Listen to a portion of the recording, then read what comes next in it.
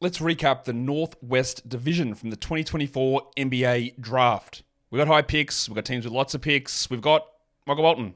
Thanks, Josh. It's Michael Bolton here, and it's time for another episode of the Locked On Fantasy Basketball Podcast. Let's get to it. Let's get to it, indeed.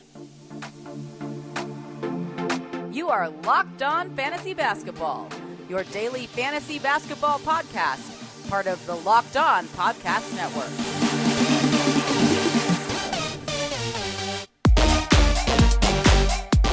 Hello and welcome to the Locked On Fantasy Basketball Podcast, brought to you by Basketball Monster. My name is Josh Lloyd, and I'm thinking of setting up a micronation, Bolton Land.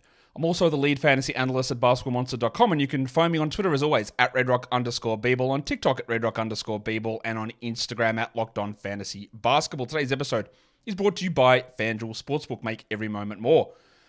The summer is a bit light on sports. There's still stuff going on, don't worry. But FanDuel is giving you a great offer.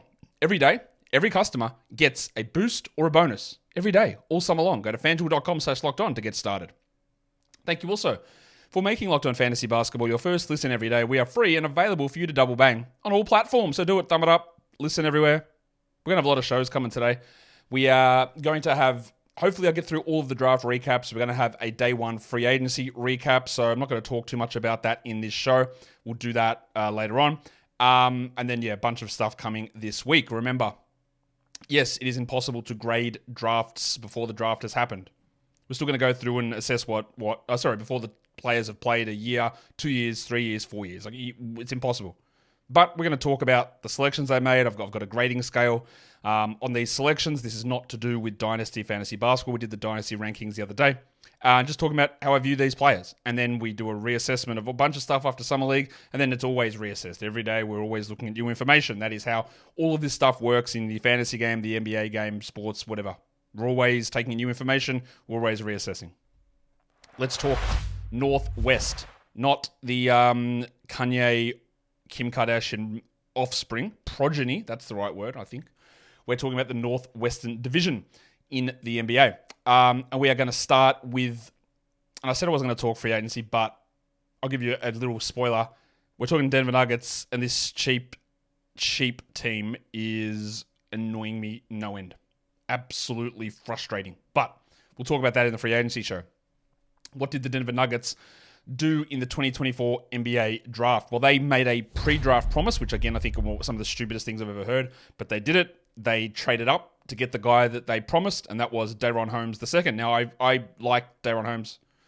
I think that there's value in him. He is a high-usage center coming out of Dayton. I think he can defend okay. He's a pretty strong rebounder. He can shoot the three a little bit. It made sense to bring him in as a backup to Nikola Jokic. Unfortunately, they also re-signed DeAndre Jordan for, I have literally no idea. Vibes. I'm guessing it's vibes. And I hope that Holmes is able to grab that job. At Dayton, 27 points per 40 minutes. Over a three.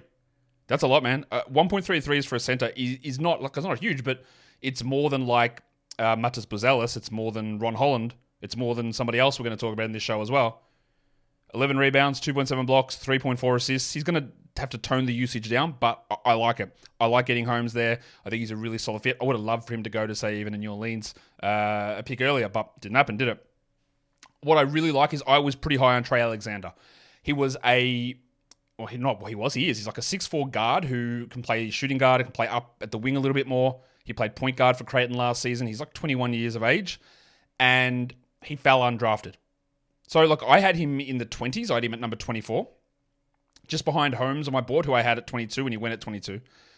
But it is important to remember that a lot of guys who don't get drafted in the second round, there's going to be two of these guys, especially in this division we talk about.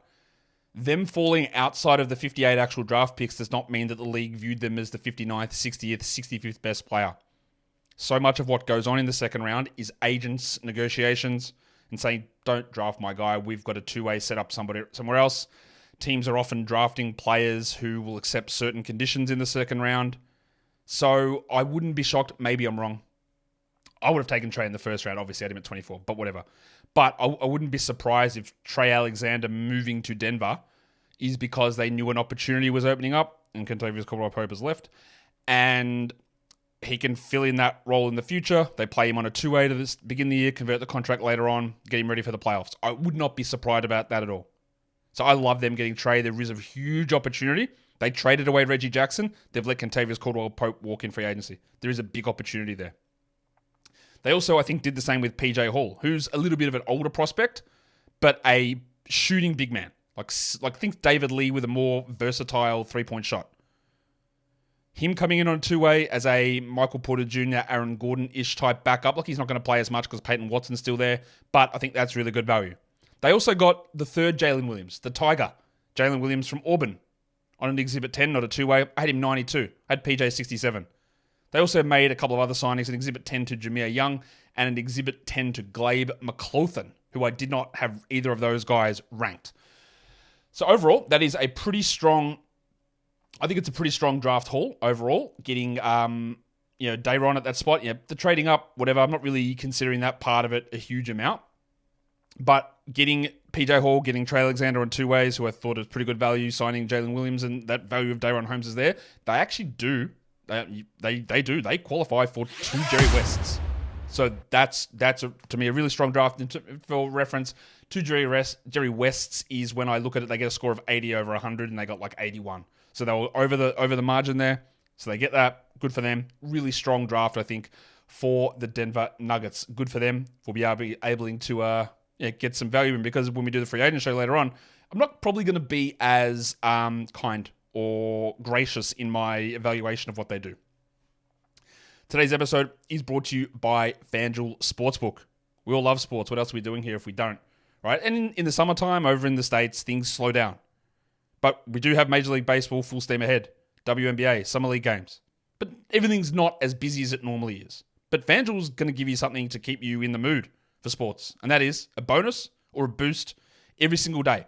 And it is not for new customers. It is for all customers. So every single day, every customer gets either a bonus or a boost over at FanDuel Sportsbook every day, all summer long. So go to FanDuel.com/lockedon and start making the most out of your summer. FanDuel is an official sports betting partner of Major League Baseball. And don't forget to gamble responsibly. Okay, so let's go on to the second team I'm going to look at here, and that is the Minnesota Timberwolves, who made a bold gambit. They made a bold gambit in the draft and traded up. And I love it. Right, giving away a 2030 pick swap and a 2031. I think the pick swap was top 1 protected and the 31 was unprotected. But understanding where they're at financially, Tim Connolly knows that being able to add a player of this potential quality at this salary slot is only really possible through the draft. So that's what he did. He traded up to number 8 and got Rob Dillingham. Now, Dillingham is really short. We should know this by now. He is a fantastic shot creator, a very good shooter, struggles a lot defensively, an underrated passer, a pretty good passer. And I was excited to see that the Spurs might get him at 8, because having Victor behind him is a great opportunity to help some of his defensive issues. Having Rudy Gobert behind him is not quite as good, but it's very close. The problem here probably is that by the time that Dillingham is starting, a year, 2 years, Gobert may not be on the team or may have declined significantly. In theory, that's an issue. But they had problems with their backup point guard all year, with guys like Shake Milton and Monte Morris. Dillingham probably gets a chance straight away to be the backup behind Mike Conley, 18, 19 minutes a night, fill in when Conley misses time. Conley was incredibly healthy last season. Doesn't mean that's going to always be the case. Rob and Ant next to each other. Edwards has got some size and some defensive ability. I think Dillingham is able to fit into this system pretty well, but also be a really strong player coming off the bench.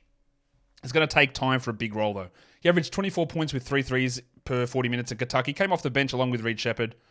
He shot 44% from 3, 6 assists and 1.6 steals. These are all really solid numbers. I had him number 4 on my board, so I like it, obviously. That's a strong pick. It is a little bit to give up, and you never know what's going to happen in 2031. That is just so far away that's impossible to really understand what that means. But that's where we're at.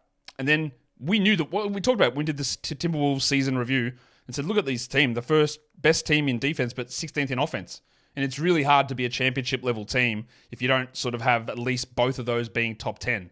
And we That's part of the reason I didn't even pick them to win their first round playoffs, as I thought that the offense would be a significant issue through the playoffs. And it was, but not until later on. So the 2 picks that they made were 2 really offensive-focused ones. And one of them was Terrence Shannon Jr. at number 27. I picked Shannon at 27 to the Wolves in my predictive mock. I have him a little bit lower at number 39. He's an older prospect. He's about 24. He's a very good scorer. I worry about some of the other things. He shot pretty well last season. I think 36% from 3, but he'd been at like 32 the other season, so that's iffy. I don't know what he's like, what he's going to be able to do as a shooter, as a passer, as a defender. And again, he is older, and a lot of his bigger numbers came this season. He stayed in college like 4 or 5 years. Now, he did beat the false allegation rape charge, so yeah, good for him, and that would have been really tough to be dealing with that sort of stuff. Put up really good numbers in the tournament, but again, this is an advanced age player. He's going to be not playing a gigantic role, I wouldn't have thought. There's Alexander Walker, there's Edwards, there's Conley and Dillingham, so he's probably not going to be an every night player. Not a bad value at that spot. Their 2-way guy was Jesse Edwards. I had him at 73. That's about right, I guess. And then for Summer League, they signed Tyler Weil, I guess that's how I pronounce that. I didn't have him ranked, and then they also had Jaden Ledee for a Summer League deal, who I had at number 86. So some pretty decent numbers there, I think, for the Wolves. Overall, I give them 1 Jerry West. Pretty good. I didn't love the Shannon pick, so that dropped it down a little bit. It was on the borderline of being a double banger Jerry West, but we just end up with the single there. And in the end, these grades don't mean anything. We know this. I hope you know that. Let's talk about the 3rd team in the Northwest Division. It is the Oklahoma City Thunder. They made moves, as every team did, but this team is always trading around and taking players and doing the things that you don't expect that they're going to do. The Thunder are in a win-now mode. They need rebounding. So what do? Take the injured point guard who's not going to play all season. Cool.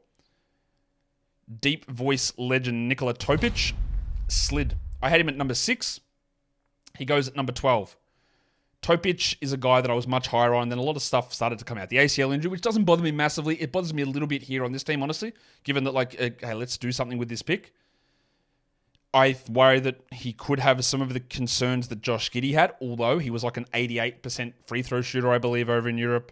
He averaged 8 assists per 40 minutes, 21 points, 1.7 threes. I think he might be able to develop into a shooter, but the negative wingspan or the 0 wingspan, the size is fine, but I worry some about his finishing, and I think there might be some of the issues that Giddey had. And he's not going to play this year. So there are some issues with that, I think. I think that someone like a Kayson Wallace is still a much better prospect than what Nikola Topic is, personally. But you're getting Topic at number 6 as an overall value play. That's really strong. On this team, given he won't play, given what they sort of needed or where they're sitting, it's a little iffy to me. So I did downgrade that somewhat in terms of fit-wise. And someone left a comment, which is a completely valid comment on one of my videos saying, Josh, like when you're picking in the lottery or the top 5, I can't remember what he said, you really got to ignore fit. And I do agree with that to an extent. But I think when we're talking about players in certain tiers, that's where fit more comes into it. And he was more talking about me downgrading the Pistons for the Ron Holland selection, which, again, I really like the Ron Holland selection for the Pistons because I had him number 2, but it was probably the worst spot he could have gone to. This one here, not the worst spot that Topic could have gone to because it's fine. There's a positive position available at some point. It was more like the Thunder, given what you sort of, where you're sitting or what you need. I didn't love that. At 26, they picked Dylan Jones, traded up for Dylan Jones. I had him at 55. Honestly, this might be my second least favorite pick in the first round. Jones's numbers are astonishingly good. Rebounds, points, assists, defensive stats. He did everything for the last 2 years or so playing for Weber State in, the Big Sky Conference. But it is a very low standard of competition. He can't really shoot. He's like an undersized power forward sort of a player. He's a pretty good rebounder, and they need rebounds, so that's interesting. But I think that a lot of the numbers that Jones puts up, and we even saw him playing at the combine scrimmages, he struggled really big time. This does not seem to fill a particularly strong need. Again, the rebounding, but I worry that Jones's other stuff is just going to have no ability to translate over to the NBA. So I honestly didn't like this pick. And while Sam Presti is probably the best GM in the NBA, there's him, there's... he's the best, isn't he? I'm trying to think who else would be. Brad Stevens is definitely up there too. I would say that Presti's draft record has been spotty at times. There's hits for sure. Jalen Williams, big hit. I think Casey Wallace is going to be a hit. Poku, not a hit. Still would have picked him, but actually I wouldn't have because Şengün was there. So I would have gone with Şengün probably at that spot. There are misses everywhere. Josh Eustace. There's plenty of misses. And I think that this is a miss again. AJ Mitchell at 38. I had AJ at 34. An older point guard playing at a lower level of competition. I think his abilities translate more across than Dylan Jones's do. Some real value in terms of driving to the paint, some shooting ability. Could he play a role with Josh Giddey not there initially? I wouldn't be surprised. Now, Presti has had a lot of success with second rounders, claiming guys like Isaiah Joe, drafting Aaron Wiggins, that sort of a player. Mitchell, I do really like that pick. As a two-way guy, they grabbed Aussie legend Alex Ducar. Is it Ducar or Ducasse? I don't even know. He's Australian. I think it's Ducar. I had him at 112. On an Exhibit 10, they had Malevi Leons at 95. I had him at 95. They signed him on an Exhibit 10. That's not bad. They had Cormac Ryan on an Exhibit 10, which is like fine. I didn't have Cormac Ryan ranked, but they had a big group of guys because they also grabbed Trey Mitchell on a Summer League deal, who I had at 108. Summer League contract to Jack Golke, that shooter that you all may remember from the tournament. And then Clarence Daniels, the second, who I had at 118th. He signed to a Summer League deal as well. I know Sam Presti's great.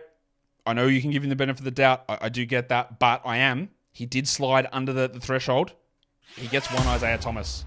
The threshold is 50. They graded out as a 49. It's borderline, but I don't like the Jones pick. The Topic pick is fine value-wise, but for what this team is and where they sit, I think there are things you could have done differently.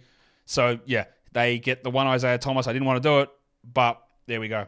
One Isaiah Thomas for the Oklahoma City Thunder. So let's look at the other teams in the Northwest Division now. That was... How many teams is that I've done? That's 3 that we've done. Is it 3? Yeah, it's 3. Let's talk about the Portland Trailblazers, who were looking to move up in the draft to pick Donovan Clingan. They made a trade before the draft, trading for Denny Avdia and giving away pick 14, which is one of the deals that came in the Drew Holiday deal. Trading Drew out, so, overall part of the package for Damian Lillard. So they traded that away along with a future first and some seconds to get Denny Avdia in. But in the end, the guy that they wanted at pick number 7 was still there.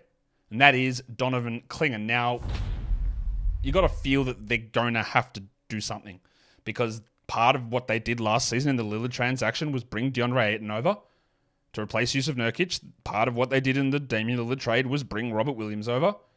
And all 3 of those players, Ayton, Williams, and Clingan, play the same position. Now, theoretically, you could say that maybe Rob plays the 4. Not really.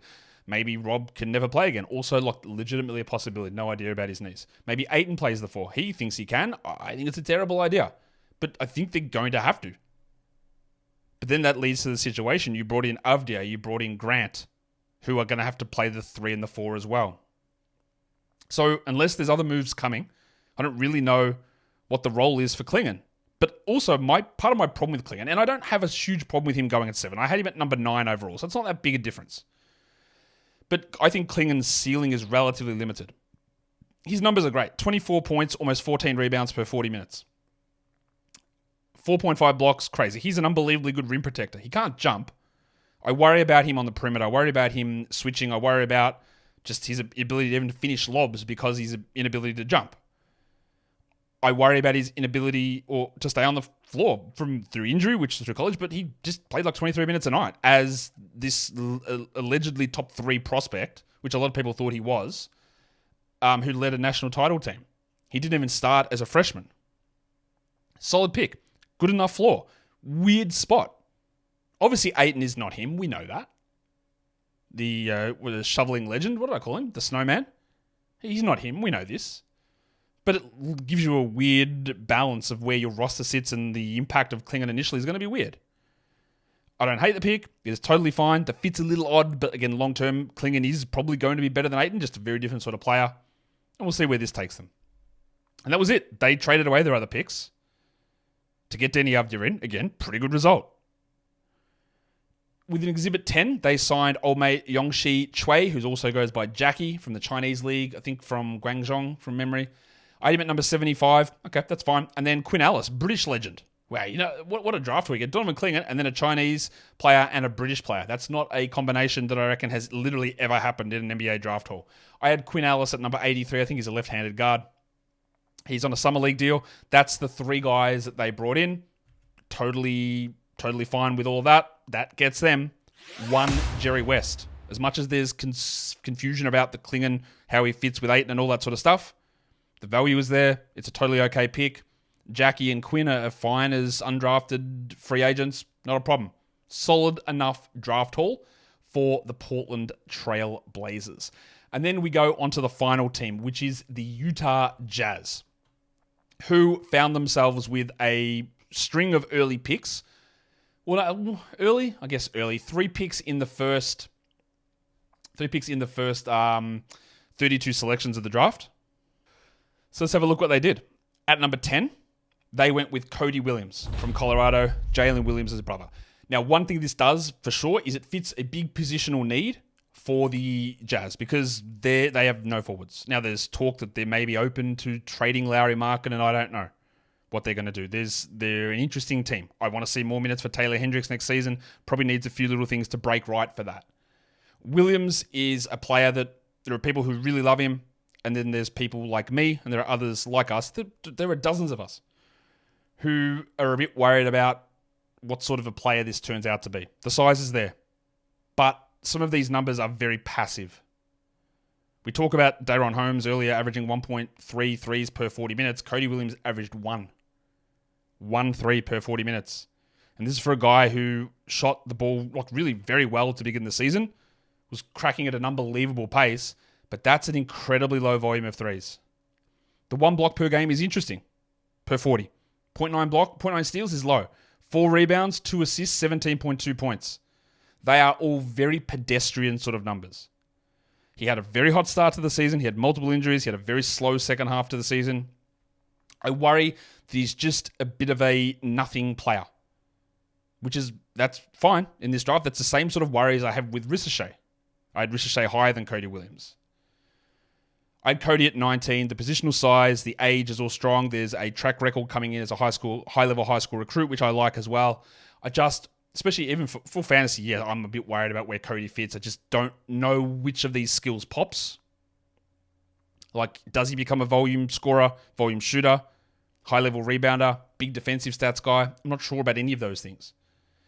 I worry that he becomes like an invisible sort of wing who defends okay, but also at the moment, his defensive stuff is not very good. He is not a good defender at this point. He could develop into that. I don't hate the pick, but obviously there are other players I would have picked at number 10 instead of Cody Williams. The next one is Isaiah Collier. They had a pick at number 29. Collier slid a lot, but there were whispers of him sliding before the draft. There were also whispers of Ron Holland and Rob Dillingham sliding, and that didn't happen.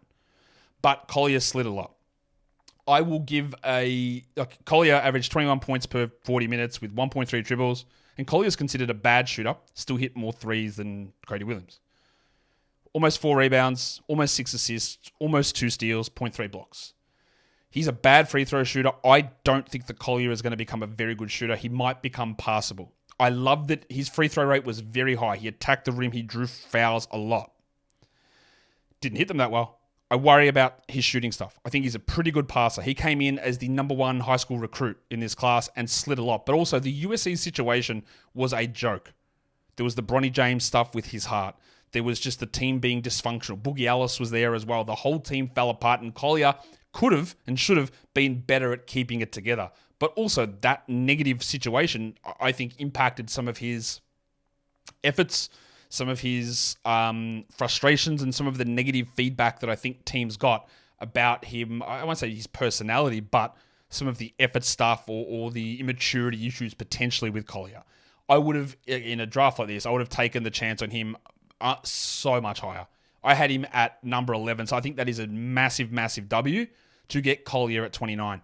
Keontae George, I think, can play alongside Collier. I think Collier has got more of a chance of being a starting point guard, but also maybe all of this stuff that teams let him slide. And I think part of what happens also is that some teams might think he's going high and they don't do enough work on him and they're in his middle range and they go, well, what do we do with Collier? We haven't looked at him. Why teams let him go? We haven't done the work. How do we let it go? And I think that's exactly what happened with Cam Whitmore last year, is that a lot of these teams are like, well, we thought he'd be gone. We don't know enough. Which again is that feels incompetent to me. If I'm able to do enough work on, that's not true. I don't do enough work, the same work as free agents. As front officers do. But like, surely you got some sort of an idea as a front office. Yeah, some of these teams bring 80 players in for workouts, but you don't know what Cam Whitmore's about. You don't know what Collier's about. It seems weird, but it happens too often.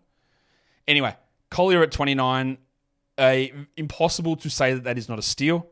It very much may not work out. Like he might not be good. He may not shoot. He might not defend. He might not play with any effort, and he might be just a complete prick. I don't know that, but I love getting him there. The other one that I love is Kyle Filipowski at number 32. He was in consideration for me as a lottery player. I ended up with him at number 18. The negative wingspan is a frustrating thing, but he still blocks shots. He rebounds. He passes. He shoots, and he scores as a 7-foot big man.